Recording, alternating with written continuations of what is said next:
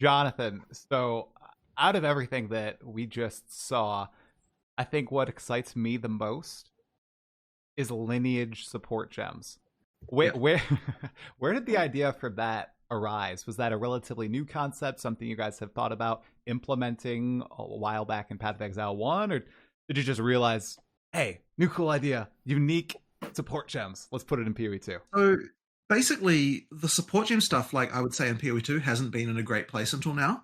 And I mean, I did explain in the presentation effectively that like the limitation of one support per character just kind of wasn't like, there was something about it that was kind of like working against the other goals that we have, which is the thing with wanting people to use multiple skills. So effectively, we knew we needed to do something there. But it took a little while to kind of convince people that it would actually be okay to allow that.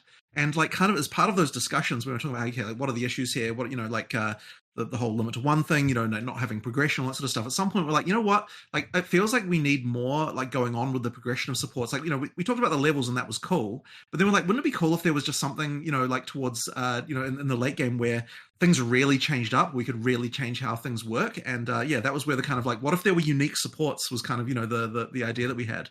So as soon as we sort of thought of that, we're like, okay, it'll be cool. Like we're gonna theme all of them around, like, hey, what would Lion Eye use if he had a support gem? Like that kind of stuff. Like we're thinking about those sort of lore things, and it obviously comes up with a lot of ideas like that. So I mean, it's been a fun one. I'm a fan. I'll throw it to you, Woody, Yeah, if you I want also to gotta bounce. say I really like the. Oh, sorry. No, I was just going to say I really like the idea of those lineage support gems. I think that's a very cool evolution of the system.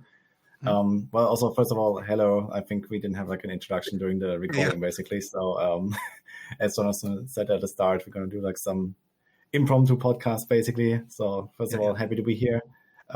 This is just me from the hotel room right now, so it's a bit scuffed up. But anyway, I also had a question about those support gems.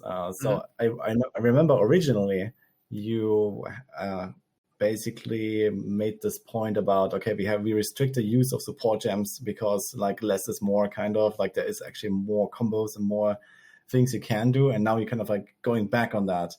And can you like maybe give a little bit more insight about your philosophy change there? So it was explained, okay, you can now invest into more skills, but I felt like it might also just lead to like everyone's just using the same gems everywhere. Is that like a fear you have?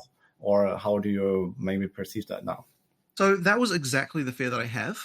The thing is that I guess two things changed. One of them is that I started to realize that the problem of people having feeling like they have to all in on one skill was actually a larger problem than what we were solving by having that restriction. And like especially when I was looking at things of like, okay, why wouldn't you use I don't know, like I can't remember what even the example I was using, but like there are lots of utility skills where it's like, why wouldn't you use this? And the answer often was, well, I mean, you would use this if you could support it with this and this and this, but you're not going to support it with this because you'd rather put it on this other skill. So utility skills were effectively always getting, gimped because they just didn't, you couldn't use martial tempo, you couldn't use like, various things to sort of get them to end game tier. And so then we're like, okay, like what is going to make it so that I actually use this? And like a lot of the conversations we're having, because one of the big problems we had is like skill diversity, and like, or I should say build diversity, trying to have it so that more builds are viable. And the question for every skill was like, well, why aren't you using this? Why aren't you using this? Right. And then like that became the answer for so many different skills that we're like, we have to do something about this. We just have to sort of improve it in some way. And then when I really looked at it, I'm like, okay, yep, we might get a problem where you're using some of these other things. But there is enough sort of differences in how skills work and like what's optimal for them that I think it will actually end up being okay.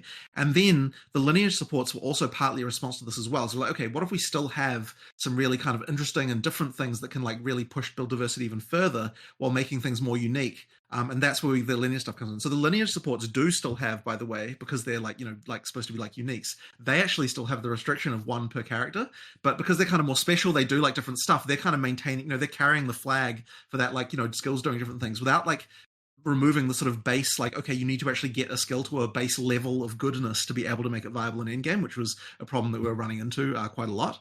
And of course, now that we've got the multiple levels as well, you can push things further in some ways as well. So yeah, a lot of those things in terms of even the other ones that we're adding, right? Like a lot of utility skills are just going to become a lot better here. And so that was the primary goal of what we were doing. Okay, can I follow up right now on this? So is it like more important for you guys that people use more of the active skills, and then it's okay that like you see like the same support gems used all the time, like martial tempo is an example. I see that being used like probably in like almost any warrior build, for example, just to like split out the animations, for example. So I think it is okay, so long as it's not the case where every skill is like the exact same 5. Like if you've got 5 supports, but like at least 2 of them are doing something different on each skill, then I'm kind of okay with it, because like each skill still has its own flavor, even if you've got a couple of things that are duplicated. Now, obviously, we'll see how this goes, but I'm pretty sure it's going to be okay. Like there was a lot of fear around this, right? Like in the studio as well. Like when I first even pitched this, people were like, I don't know, isn't going to result in this? But I kind of eventually got across the idea that, you know what, like we're solving a bigger problem than what we're causing here. So I think it is important. Okay, and I have another follow-up on that, if you're okay. Go for it. Okay, which is about it's a bit of a different topic, but it ties into this, which is the weapon swapping and using especially 2 different weapon types for dealing damage. So this is something we have not really seen so far, and it seems like we're trying to push that a little bit with, for example, the weapon swap speed. In fact, I have a unique design from the puzzle box that I wanted to really make something going towards in that direction, but I guess now I have to come up with now we're just doing it. Yeah, so that one was another one. So it really also comes down again to trying to promote build diversity. So that one actually came out of the sorceress design that we were doing, because we were saying like, okay, what are all the barriers that are preventing people from wanting to use multi-element builds, right? And so like we were looking at every different single thing through the game that we could find, and like that was just another one on the list where we're like, okay, like this is one of the barriers we have to break down. Let's just do it. And like it's quite a it can be a bit to get your head around doing the weapon swap stuff. So like you have to kind of encourage people quite a lot to even do it in the first place. So just removing every barrier we can to that is just going to improve things. So once again, I think that's great. But the thing I would really like to see that I think is not really just there yet is actually using 2 completely different weapons, like a mace and a crossbow or something like that. I feel like we have not really seen much of that. Okay, I can see like, the dual element stuff, like, a lightning and a fire setup or something like that. That is all something you showed, I think. And something going in that direction, or like I'll tell you one important step in that direction. I'll tell you one important step in that direction is that we've lowered attribute requirements by 25%. And so that will actually mean that it's much more viable to use like off-class stuff, which is actually another quite a big change as well. So that one, of course, has the obvious effect people would see of like I can allocate more power on the passive tree. Obviously, that's the main one. But yeah, there was a goal there also of just like increasing the ability to do off-class stuff. That's been another one I think that's quite subtle, but will contribute to that. Okay, so just to be sure, the attribute requirement reduction is not just for the gems, but also for weapons. Also for weapons and armor, yeah. So it's just everything is 25%. Okay. Yeah, because I think we only saw gems there, so I wasn't really sure. Yeah, so, but I should have shown an example of both. But it is everything. Okay. Nice. Any more follow-ups? Maybe continue? Good. It's fine. Just go ahead. Good. I had one quick question on the gem limit. Does the Gemling Legionnaire get to use 2 Lineage support gems? I'm pretty sure that was what we did, but I think there was, you know what, we had a conversation about this and I can't remember where we landed. It was probably that. At one point I was proposing a slightly more insane change, which is that you could use 2 of the same gem and 1 skill gem, but I think that one was rejected pretty handily because it was way too powerful. I think it is that one, but I think we added more to those nodes as well. There were quite a lot of changes to Gemling Legionnaire nodes that I don't quite remember, and they didn't get covered in the presentation in the end. There's actually like a huge amount of balance around ascendancy classes that you'll have to wait for the patch notes to see, because there's like a lot of it kind of wasn't worth mentioning in the context of all the other changes that we're making. But there's a huge amount of balance. Like there's whole systems there that honestly it's kind of crazy. We did, like in a normal video we would have covered. Like we're changing the entire ignite system, stuff like that. There's just like stuff like that's going on. Like there's a lot there that like because of the amount of kind of cool stuff we wanted to show, we didn't have a chance to even talk about. But it's like definitely the biggest rebalance that we've probably ever done in Path of Exile history in terms of like changing so many things. You took all those balance comments personally. That's what I thought. I just thought every single thing that I've seen brought up in a lot of critique videos and the community has brought up was addressed. Now I'm curious. This is like a philosophy question. It looks like almost everything was buffed in that video. I'm just curious, how does the game feel right now? Do you feel substantially stronger? Is stuff melting faster? Are you moving faster through the game? Like, what's the overall feel at the company while you guys are playtesting this? What I would say about that is that what we're trying to do here is buff the stuff that people aren't using. Like, like 0 there was a huge amount of nerfs, like to all the stuff that was too powerful. Whereas here, it's kind of the opposite of that, where it's like a bunch of buffs to the stuff that's bad.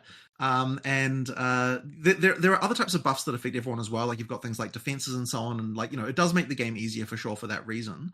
But the thing is, a lot of people were finding the game too hard anyway.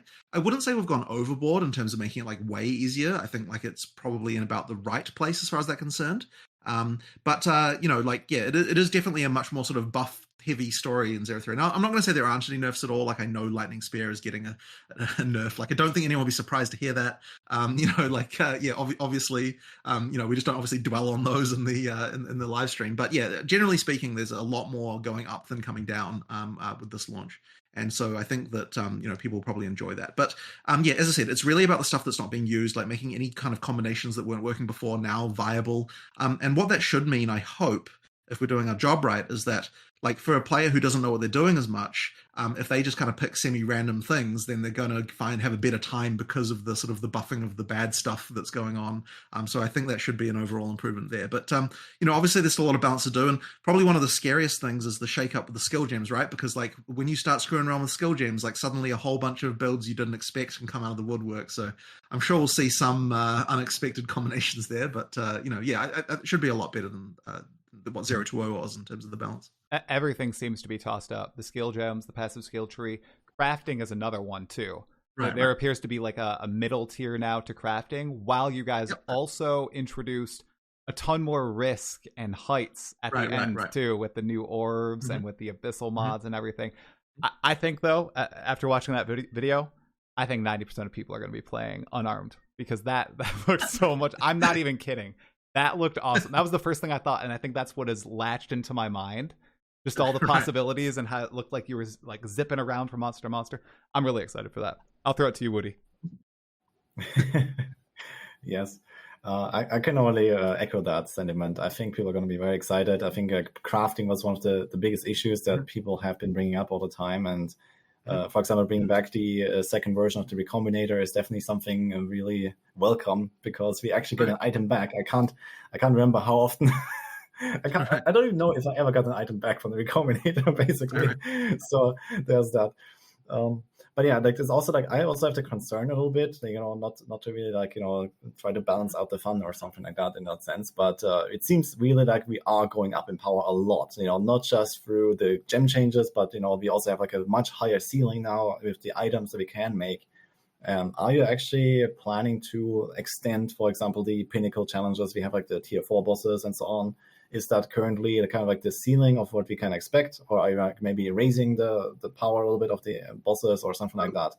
We actually didn't want to raise the power at the top end too much. And the reason is because you've got this issue with build variety that you can get, where effectively for someone to consider a build viable, it effectively has to be able to kill the hardest content of the game. So if the hardest content is too high of a bar to clear, it effectively means that very few builds can clear it. And so I think one of the problems that you have with build variety is that issue. So because of the way, like I don't think that the top end power will change that much without as you get to the peak of the end game, because like a lot of this crafting stuff that's like really raising the bar, like the sanctification, all that sort of stuff, like that stuff is pretty like hardcore. Like you're not just going to walk into 120% mods and that kind of stuff very easily. So that's kind of really the the ultra end game, like super like crazy stuff that will get to the point of being able to just like destroy pinnacle bosses like that and that kind of stuff. So I don't know that and at the same time, like the power increases aren't necessarily that much for the stuff that was already powerful. It's really all the stuff that was bad that's more powerful. So I'm hoping that more builds will clear the bar now. Like that is really my hope. Because like one of the big issues is definitely like people just saying there aren't any builds, nothing's viable. There's only, or you have to play Lightning Spear. Like all that stuff is just like the issue. So I really want to just put all that to bed and have that no longer be the problem anymore.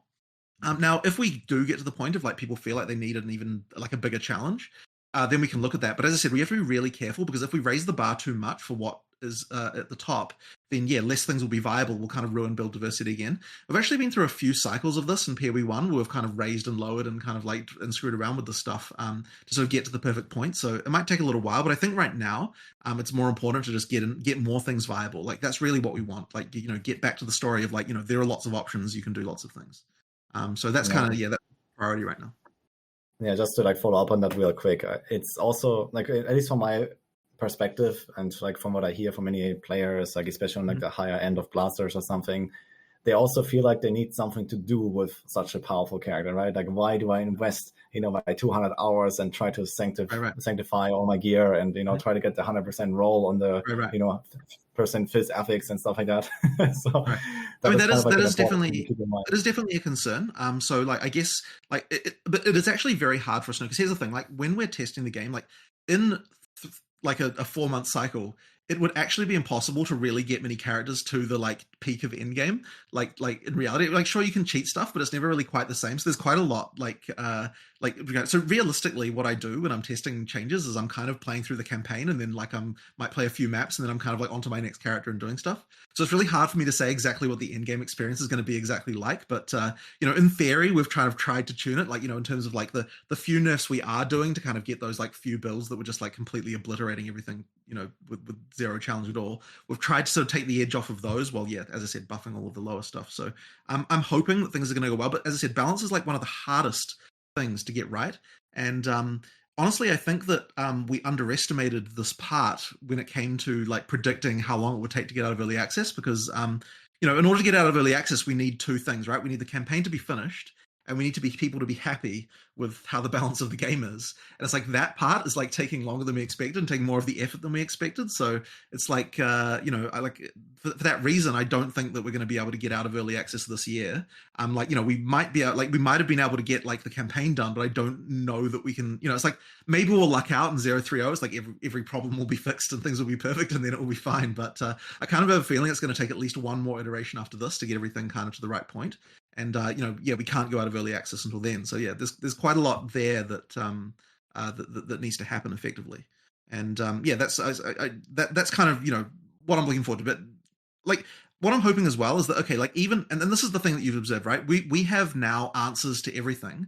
They may not be the right answers, but at least we've got answers, right? Which means that, you know, we can then, like, people can see at least, you know, everything that people were unhappy about, we're trying to solve, which I think is very important for people to feel, you know, like they were actually like looking at all that stuff and improving it. So, you know, yeah, as I said, might be more iterations, but, you know, we're very much focusing directly on the things that people are unhappy about right now. Yeah, I'm not sure to try it if you want to like jump in, but I had a question on the release as well, actually, so I can follow up on that as well. Yeah, go for it. So basically, you just kind of mentioned or confirmed that we're not going to get the full launch this year, which is something that you had as a goal. I think it's very unlikely that we would. Yeah, I think it's very unlikely. Okay, I'm not going to take it as confirmation just yet. Okay, but anyway. I guess that comes not really as a surprise, right? So, you know, we've seen where, you know, you just need more time for cooking, basically, and I guess most people just understand this is how it is. And like, do you have like kind of like, I don't know, like, do you feel like a pressure now to kind of get it out as early as possible because of what you said earlier, for example, or do I just like, okay, we're gonna take as long as it takes, and you know, we're gonna release the game? I felt a pressure from the very beginning, right? Like, I don't want this to go on for years and years. Like, I want it to, you know, I want to get it to be, you know, to have a free-to-play game again, you know, like get back into the normal cycle of making leagues and everything. Because like the development process during early access is pretty, like, it's hard, right? Like on the company and everything, right? Like trying to make acts at the same time as doing other changes, like it's a pretty big deal, you know, supporting PoE1 and PoE2, it's difficult. So I want to get that sorted so we can kind of get back into the rhythm again. And you know, and sort of get everything going. So I feel that pressure anyway.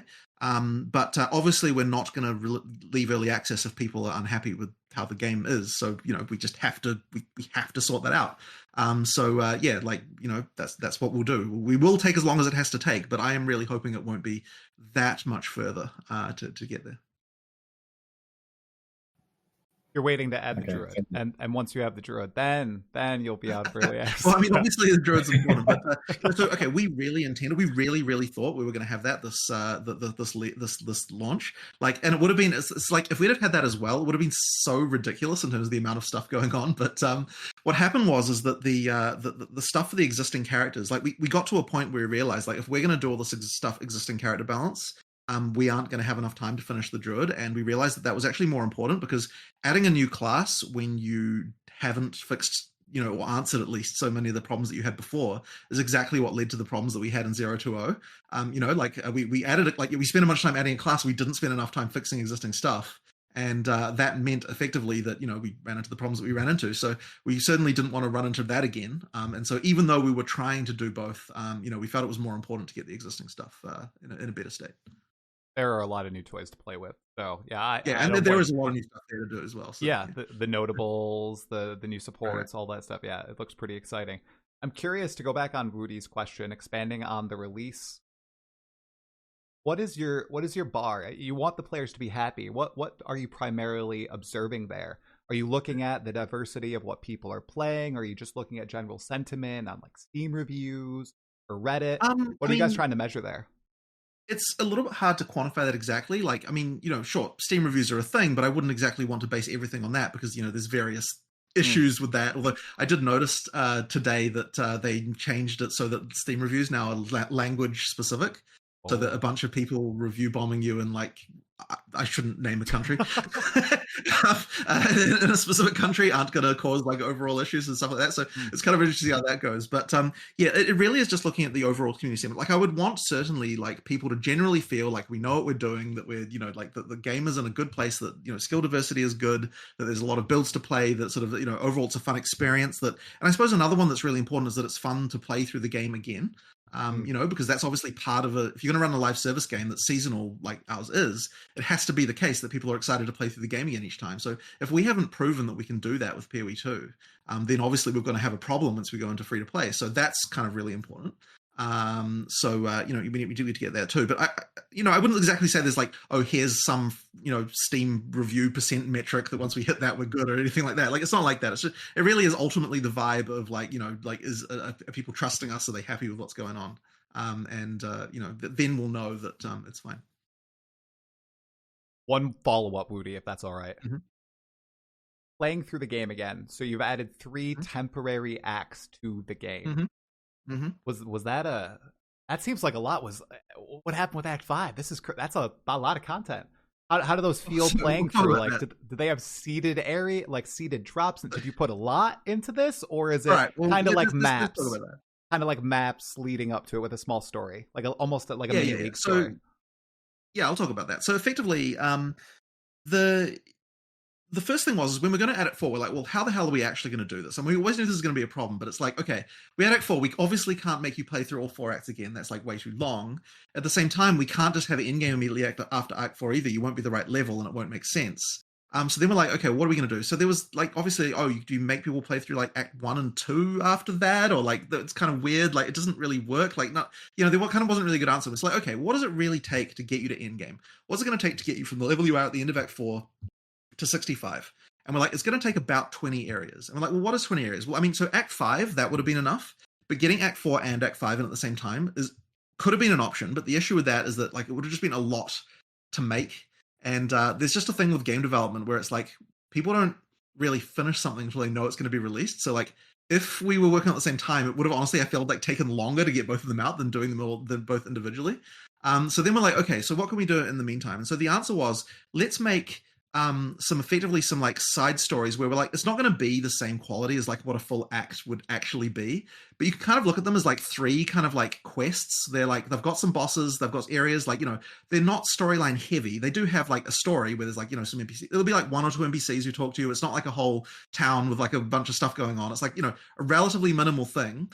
We'll make content that we intend to make anyway for endgame.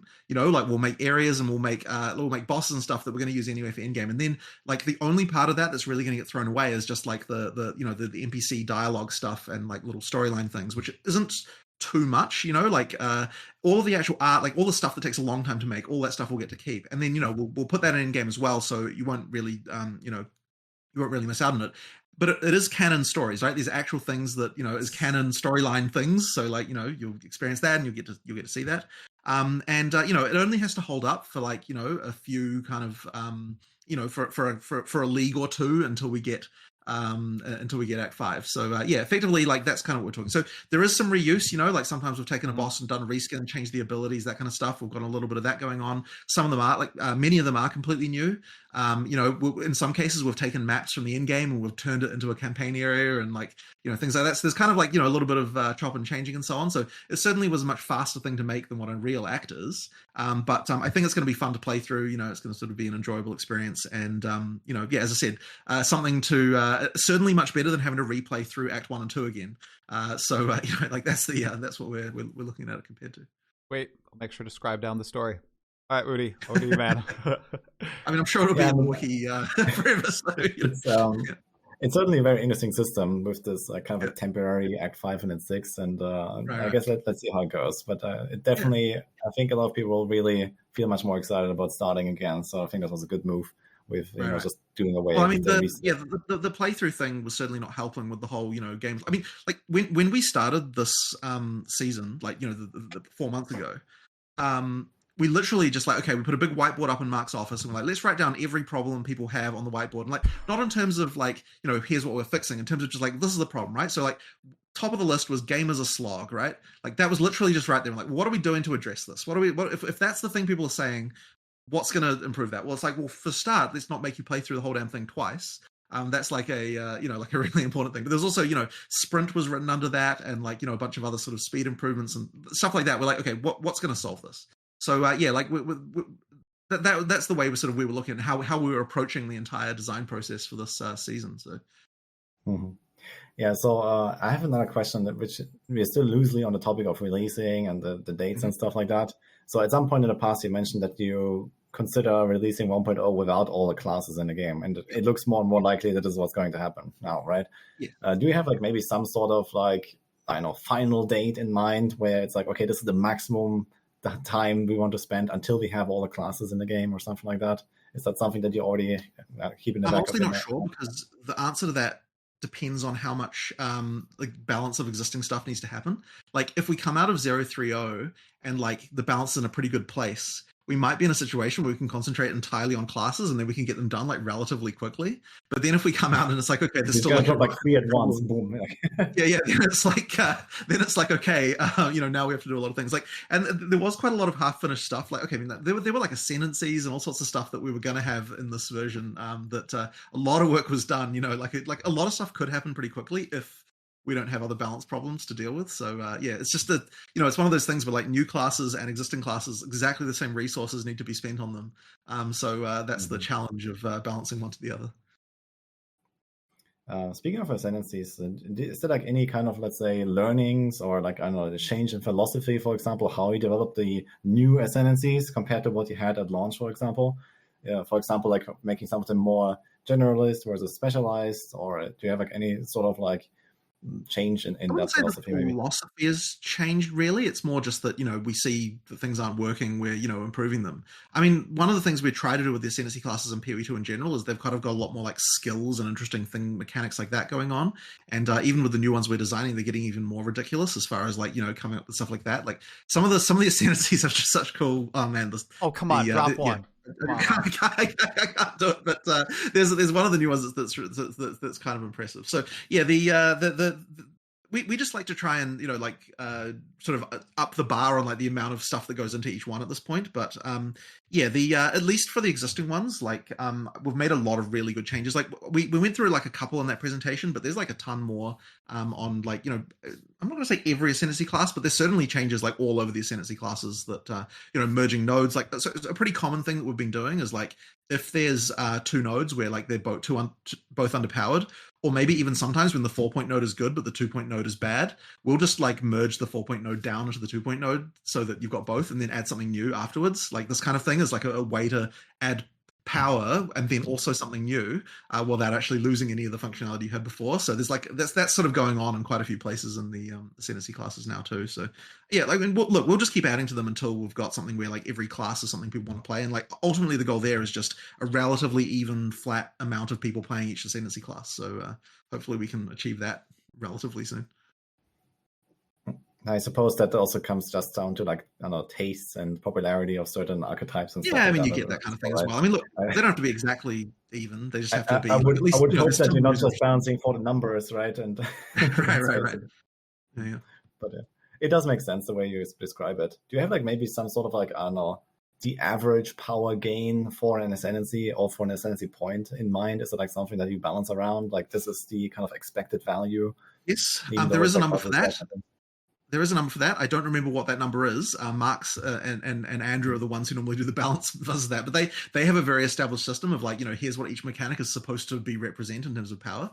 You know, like I don't know exactly what the number is for Ascendancy classes points, but it might be something like 20% or something like that of character power from the when you ascend. I don't know if that's the actual number, but it's something along those lines, and they'll know that, and so that's what they're trying to balance towards. And like establishing those metrics is something that they've put quite a lot of time into, is like making sure. And so that was also something at the end of when we went into 0.1. I don't think we had as good of an idea about where all those things needed to be. Like we had obviously a bunch of experience with PoE 1 in this regard, but PoE 2 is a bit different. And I think one of the hardest ones actually there, just to kind of change the topic slightly, is that we've had a really hard time zeroing in on what should comboing give you as far as an increase to power versus not doing it. And the reason why this is so hard is because it needs to be high enough that people are incentivized to do it. And like that number has to be surprisingly high to even make it worthwhile. Because like generally speaking, like people aren't going to wake up for like a 20% increase in power. Like they're like, I'd just rather do one thing if I'm only getting a 20% boost. So you'll notice that one of the themes in the video was that, you know, and maybe we didn't dwell on it long enough, but like, you know, we're increasing the bonuses of all of those kind of comboing type things quite a lot in this patch. And that even comes to the core stuff like chill and shock and ignite.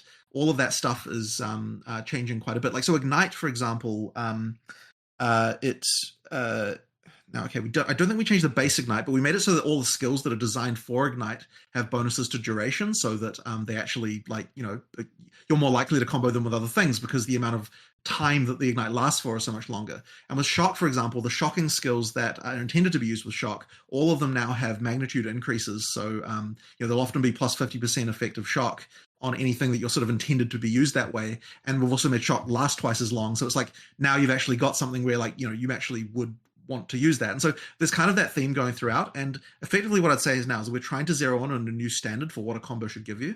But at the same time, we have to be really careful, because if the effect of comboing is too high, then that means new players can get screwed, because if they're not doing that, they're just having a really tough time, right? Like, it's like if the effect of comboing versus not comboing is 300%, then someone who is not doing that is now taking 3 times longer to kill a boss, which might feel like a slog. So yeah, like that's been a really hard one to nail down. And I think we were also a bit inconsistent through the game of like how much combos are worth for different things.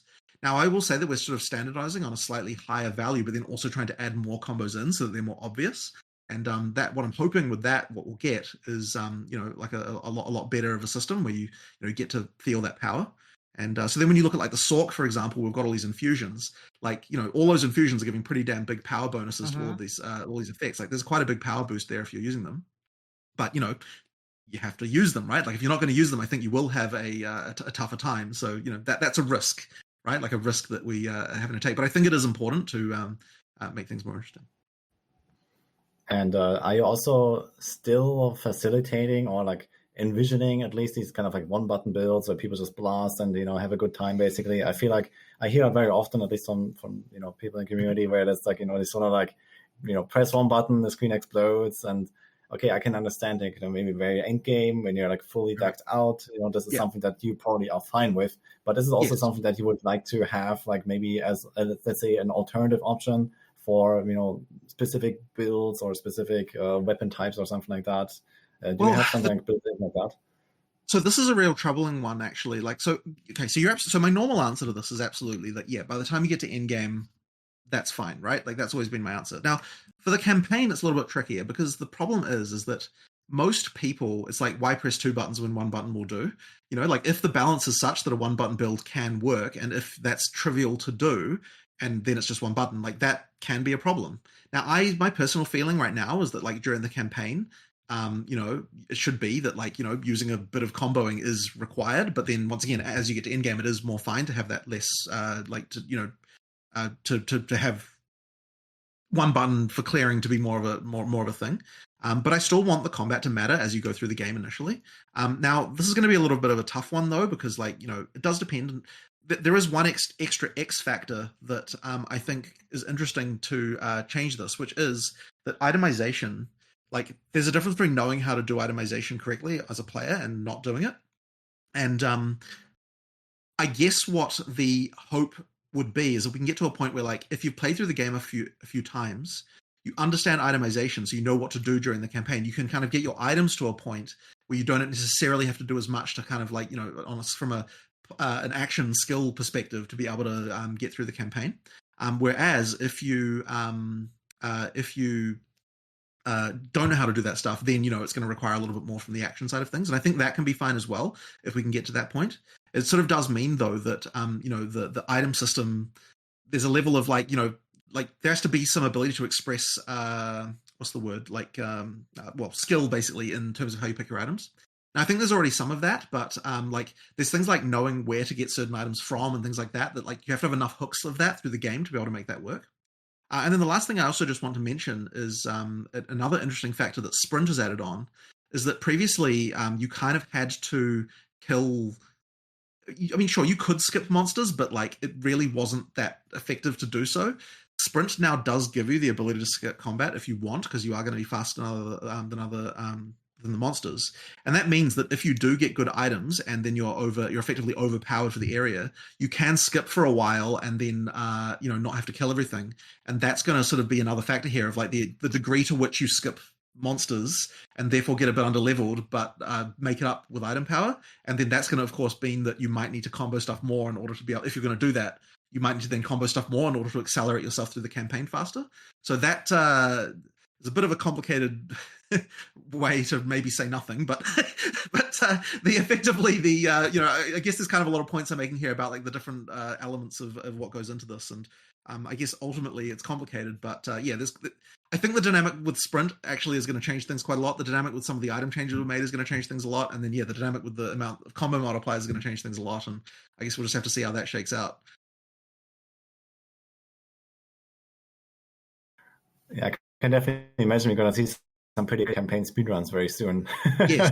Well, the speedrunning game is going to be very interesting. And so what, by the way, what I'm hoping will happen is that people don't have to use the like annoying kind of weird sort of slightly exploity movement combo-y things. Yeah. And because Sprint will ultimately be faster, so it should ideally not necessarily be about that. But so I feel a bit sad that I've killed a bunch of people's time they've spent learning how to do this exact specific little movement thing, but animation canceling. Well, I guess the thing is that Sprint seems to be like a very dangerous tool to use, since you get stunned on the first hit you take, right? You do, however, you specifically wanted to be something for like out of combat movement, and I think there's actually a very good solution for that, where people like traverse maps that have already cleared. Yeah. So it is, but what I will say is that unless you get really close to the monsters, generally speaking, they're either going to be melee, in which they can't hit you, or projectiles just have a really hard time hitting you when you're moving that fast. So generally speaking, you're pretty safe unless you're like right near the monsters. Yeah, I think you'll be okay there. Now, obviously, you can get cases where it's like there's a doorway, there's a bunch of monsters there, you're not going to be able to sprint through it. Like you do actually have to kill things in that situation. But generally speaking, yeah, you can. You in an open map, you can sprint past them fairly easily. When you mentioned I'm excited to try that. Oh, go for it. Go ahead. I'm gonna say, when you mentioned that evasion was the worst defensive mechanic early in the video, I was a little scared that you weren't going to talk about armor at all. But it seems that you guys did settle on a solution, it seems, to buff armor.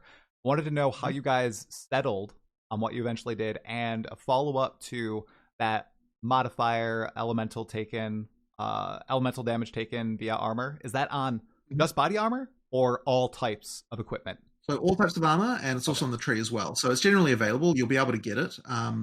I am not sure whether you'll be able to get it to 100% easily or not. That's kind of an Andrew question. He'll know that. But yeah, I mean, effectively the goal is we want you to, with speccing to be able to effectively mitigate the downsides that each defense has.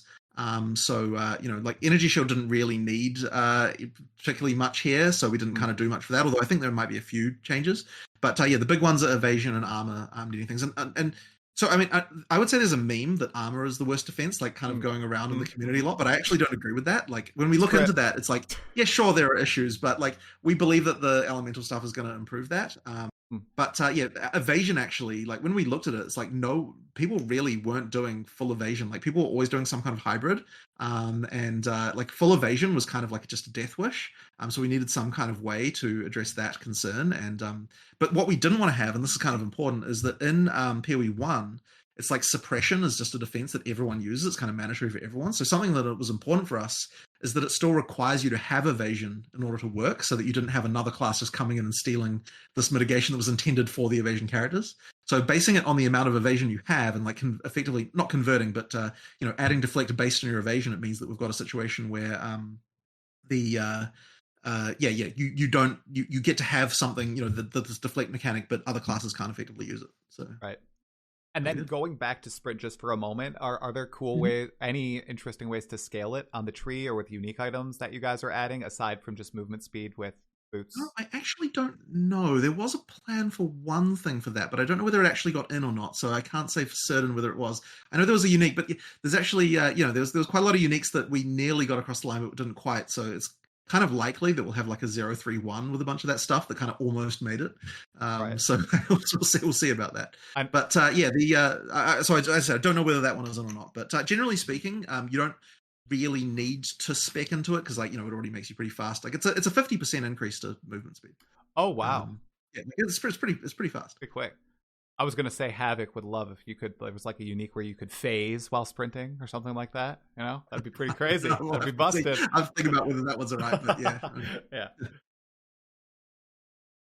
That would be pretty OP, I think so. It would. Okay, I have a few more like smaller questions that I got from like my community and some friends and so on. That kind of just like some rapid fire, you can just answer that real quick if you don't mind. One is Windows 10 support. For how long? Do you have any plans on that? Because I think the Windows 10 support is ending officially soon. I don't have any plan to remove support. Honestly, I feel like Windows 11 is harder to support than Windows 10, given all the stupid, annoying scheduler bugs with it. Like, Jesus, that's been a horrible problem. So honestly, I'd rather you run the game on Windows 10 right now. Okay. But whatever, just throw Microsoft under the bus a bit. And in general, maybe game optimization and town performance. Right, I hear from people that they sometimes have issues lagging out and stuff like that. Yep. Okay, so let's talk about that stuff. So yes, obviously for Europe, servers is a big topic. We have been getting relentlessly DDoSed for a long time. What I would hope you would notice, though, is in the last few weeks, things are significantly better. And that's because we have been doing a massive program of trying to improve this stuff. So now we've actually dropped a lot of server hosts that previously were just not able to get to resist DDoS attacks enough.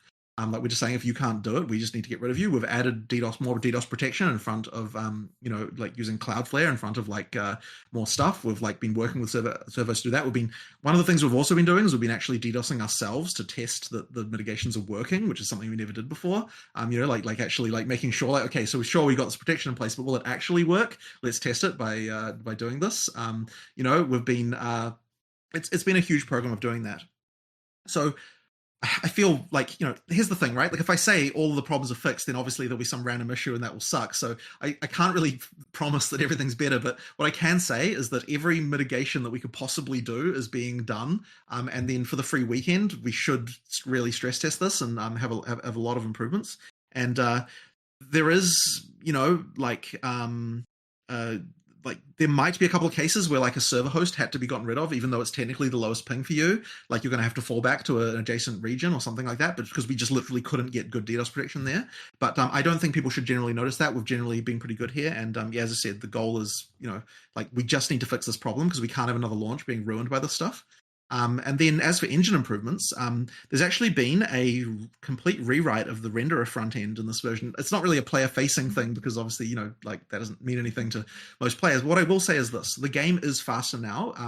We've optimized the general like steady state performance. So what that means is like frame rates are a little bit higher, but more importantly, there's also a bunch of stuttering that's been improved. I'm not going to say completely fixed, but definitely like a lot better.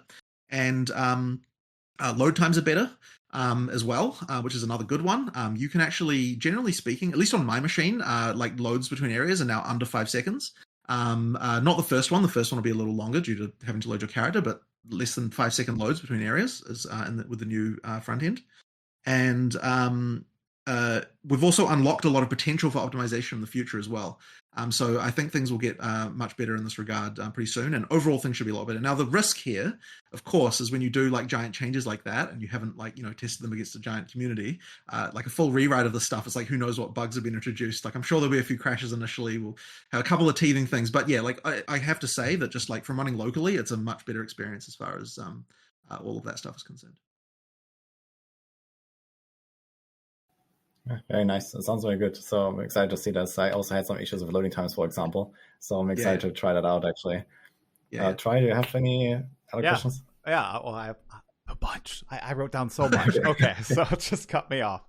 So with the new tiers of crafting orbs, how exactly do these work? I know that you said they drop, you know, the normal, greater, perfect, and higher tier areas. Did they drop at the same rate as before? So a perfect orb of perfect orb. So I'll tell you how it works. So less. Okay.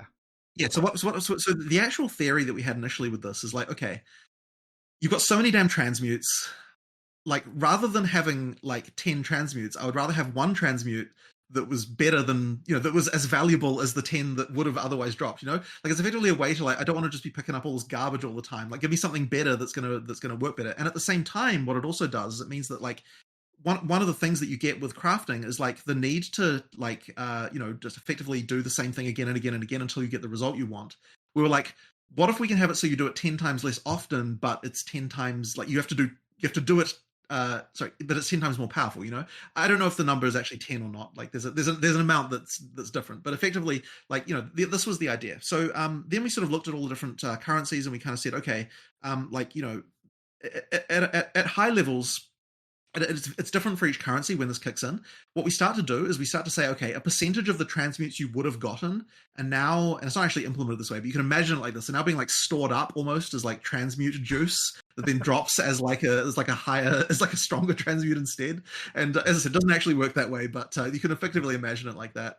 And but what we did is we said, okay, what's still important is that you get enough base currency still so that you can at least craft your maps, because obviously you're not going to waste like a higher tier transmute on a map, right? It doesn't make sense to do that. So therefore, you know, you still do drop occasionally the lower level ones, but ideally it's only like just enough to do map crafting, and then mostly then less often you're getting the ones that are like more powerful, that are more chase. Now the ones for Chaos Orb and Exalt are pretty rare. Like those are very, very powerful effects. So those two are like kind of rare. Like I know the Chaos one, I think Chaos might even be rarer than Divine. I like Perfect Chaos, that is. So like the Perfect Chaos. Chaos is the really, really dangerous one. So like you know, that was I can't quite remember what the where the Perfect Exalt is, but I think it's more common than Divine. But yeah, I have to check again. But effectively, like these ones are sort of designed to be like, you know, like those two are like very chase, but then, as I said, throughout Endgame, you just won't get as much crap anymore. You'll get more useful things. And so that one is also interesting because there wasn't really like a mid. There was kind of this thing where like Exalts were like, I don't remember the Exalt Divine ratio was. It was like 2001 or something. It was like some crazy 1 to 2000. Yeah. Yeah, exactly, right. And so we're kind of like, there's no like sort of mid currency somewhere between. I mean, I guess you got Chaos, right? But like there was like not like enough middle ground currency there. So we kind of wanted to introduce stuff like that as well. Now, one thing you can do if you want is like if we're too aggressive with converting to the higher tier ones, you can down convert them, so you can turn a tier 2 transmute into more multiple tier 1 transmutes. How about the opposite? Just in case you run out of them. So how about the opposite, Jonathan? Can you? No, can't do the opposite. Can't do the opposite. Can't go up. That would be too easy, I think. And it would kind of mean that we didn't get to control the drop rate so much. So yeah, that's what we did there. So I think that it's going to be an interesting system. And one of the other things it does mean is that you kind of get the same power as what the ground items get in terms terms of the mod tiering. So when you see like a T5 magic, using a perfect transmute is giving you the same like benefit as what a T5 magic would be giving you in terms of the rolls, except that you're getting it in crafting. So yeah, that's kind of useful. It looks like we Wait, you're here. There. Yeah, but I'm here, so all good. Brief black screen. And then following up on crafting, there's one other cool crafting system that seems to be implemented alongside all these additions in the old systems like Essences, and that is abyssal crafting. And it looks very familiar to a Path of Exile 1 player. I'm curious, do we need to make the journey to the depths every time we would like to do a craft? And how you do that is a thing. That is something that was brought up. Like I think you probably won't need to do it so often that it's a big issue. But bear in mind that the it's just an area you can go to, right? Like just on the map, you go there, you're right at the pit. Like it's not like a big like having to do combat or anything. You just you once you've unlocked it, you can just go there easily. It's like a hideout area, so it's as if we had like June in our hideout in PoE 1, but we just have to. It is a load. Like you have to go to like a separate area, but there's on the waypoint screen. There's a button. You just go there, and then you're there. Okay. Okay. Interesting. And this is not just a League mechanic. This is going to be implemented into the core game permanently, or because I wanted to make sure. That's the goal. I mean, obviously, whenever we add new leagues, the plan is, like, and have it later on. But of course, in the League version, right, you're finding an abyss every area, and then of course that means you're going to get more of the crafting currency way more often. Whereas when it's integrated as a League, I would imagine there'll be less of them. Like therefore we'll screw around with the drop rates and everything to make it work. But effectively, like you won't be doing this type of crafting as much once it turns into an evergreen mechanic. Or at least that's what I would imagine. But it always comes down to like how it actually plays, like, what we think. And the big benefit of leagues, of course, is we get to test things and then adjust them when we actually integrate them. And with this league, there's also something really interesting going on that I don't think has happened in Path of Exile 1. There's an intentional mixing of mechanics, rogue exiles and the crack, bosses and the crack. All these different things are molding together. Mm-hmm. It's usually, organic in Path of Exile 1. You're going to juice your maps and then implement certain other leagues in them and everything. Was that an intentional like design choice? Is that something you're going to try to do more in PoE 2, or did you just see the opportunity here with Abyss? I like to do this a lot. Like I'm a huge fan of making it so that the things combine together so that you get more interesting outcomes. And it was honestly just a lot of fun designing those. Like, hey, what would happen if this was there? What would happen if that was there? Like that kind of stuff. That's just it's a fun one. I try to do that for even for other leagues as well, but we haven't necessarily done it as well as I think we've done it in this one. Like one of the changes that one of the things I wanted to have happen in the Ismeri and Wisp mechanic, for example, was that it would go to bosses. And we actually, I believe that is getting in this time, by the way. So Wisps will be able to inhabit map bosses. Then, so it's like, and all these things can come together. Wisps can also go down the pit. And then they inhabit, then all the monsters that come out are affected by them. There's things like that as well. Like, I really like all these little interesting mechanic combinations like that. So, they're just cool little things. Yeah, allows for more interesting outcomes. 100%. Yeah, and then you can also think like, okay, what would the reward be if this happened and that kind of stuff too. Mm-hmm. So, it's cool. Yeah. Woody, are you just back? Real quick, so this question did I miss because my laptop did not like this. So I just completely crashed. So sorry about that. You don't have to give probably I probably need to get out of here pretty soon anyway. So if you've got a couple more questions, I can answer them. But probably wrap it up pretty soon. Anything else, Woody? Let me just check my notes real quick. Just maybe like one last question about like the release schedule one more time, since you mentioned that you're gonna have like the the 2-month cadence with PoE 1 and PoE 2, and you want to have these 4-month cycles per game. But it looks more like the 5-month side right now. You kind of like really stretched it. I feel. This one did go a little bit further, but look, we're not going to get out of the correct month. Like basically, what it means is that the PoE 1 is still going to come in at the same schedule that we intended, and we certainly don't want to be on even months basically every time is the goal. Yeah, exactly. So like that's important. It's just that this one, like, my goodness, getting an act in is certainly a challenge with the number of bosses and everything, and it's also very hard to cut things as well when it comes to an act, because like you have to have a sort of minimum for it to work. So that was the challenge. But yeah, certainly it's the months should be the exact month. So 4 months by looking at the calendar months from here, we should so yeah, December, right? Like in December, you'll get a PoE2 expansion after this. Okay. We'll make sure of that. Yeah, that's good to know, because I think there were like some sentiments where it's like, okay, can GG actually deliver this? And they seemed very confident, and now it's already like the first release basically that comes after this announcement, and it's like, it was. To be fair, well, yeah. Anyway, yeah, I know it's a tough one, but hopefully there's enough content that people. It's a good commitment, I think. So this is, I think this also gives like some kind of like structure for the players. They know what's coming roughly at least, and I think that's pretty important. Sure. Right. Okay. Any last question for you? Yeah, I have one last question. It's super simple. It has to do with trade.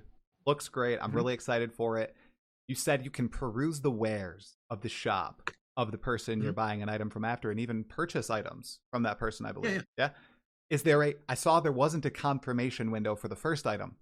Are there confirmation windows for second items in case you accidentally click something and then you just automatically purchase it? I'm really curious because I know that I do that. It wasn't a thing that we'd considered, to be honest. I'm pretty sure you have to pick them up and put them down, or you can control click them. So control so it sort of works that way. So effectively, that's what you're going to be doing. But what it effectively is, the interface for it as a buyer is effectively a shop, right? Like that's ultimately what it looks like. That's good. I'm really excited for the trade system. By the way, we didn't really talk about it here, but that's going to be a really big one, I'm sure. It is. Do you guys have any plans to bring it in game, or are you good with it being outside still on the trade site? I do want to bring it in game. Okay. We actually have a prototype of this even. Oh. But it didn't quite make it for 030. The plan is to do that. Now, what I will say is that for me personally, I'm always going to be a website user, because honestly, I find just the browser experience of using that to be better, quite frankly. Like in game, the main thing you get in game is of course discoverability. If you're a new user, it's right there that you get that kind of stuff. And but I think the browser experience is ultimately, in terms of like the number of options you've got, and just like you can save a search easily and all that sort of stuff, just by copying a URL, that kind of stuff is just like is I think makes that good. But yes, we do want to do it in game as well, because people are very keen for that. So yeah, we'll get to that. It's worth mentioning that the website experience, like when you click the button, like your in-game character will travel, like in game. So effectively, like it's already sort of linked together in that way. And that means that if you're a console user, like if you're on your phone and you're like browsing through items, and then you click the button, like on your console, your character will, go to the shop, and then you're there, right? So actually that experience on console, like it's actually nicer to type on your phone to search for stuff than it is to type on a controller, right? So like I actually believe that the website experience is the way to go. But that being said, as I said, lots of people demanding in game. So, we wanted to do that. We just didn't quite make it for 030. Okay. Think of the MTX option for your shopkeeper too, like for future supporter packs. Well, I'll tell you one MTX that I thought of, and I'm not sure whether it's getting in for this expansion or not, but I was really excited for this one, because it's like, okay, people are going to be coming to your hideout now, right? There's going to be a place in your hideout where all those like random plebeians are going to be arriving. So we're like, okay, what we really need is a bouncer NPC who's like, here's the place where the party members and friends can come in. It's like, yeah, you're allowed, you come in, and all of the guys just coming here to trade, you can stay in the public zone. So I'm hoping we'll get that micro in for. So you can use that, but that'll be fun. I have to say, this is such a GGG idea, but it's great. Well, Jonathan, thank you so much for your time. I really appreciate it.